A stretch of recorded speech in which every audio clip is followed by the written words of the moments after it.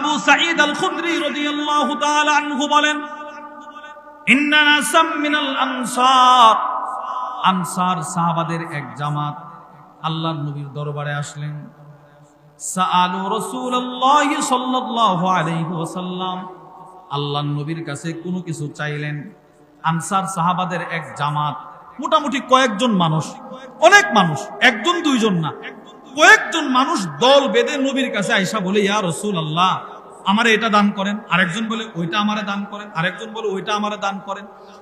এরা যা যা চাইছে ফাআতাহুম, নবীজি তা তা দান করে দিলেন। যা চাইছে। তাহলে রাসূল দান করছে কিনা বলেন? মানব সেবা করছে কিনা? এরা মালগুলো ব্যাগের ভিতরে ঢুকাইছে, ঢুকায়া সুম্মা সাআলু, আবার চাইছে। সুবহানাল্লাহ বলে, আবার চাইছে, আবার আমার এটা দেন, ওইটা দেন। ফাআতাহুম, নবীজি আবার দান করলেন। এখন সুবহানাল্লাহ বলে না?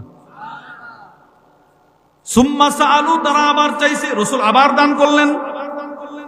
কয়বার হইছে বলে না? কয়বার? রাসূল 3 বার দান করছে, আর এরা 3 বার চাইছে, নবীজি 3 বারই এদেরকে দান করলেন।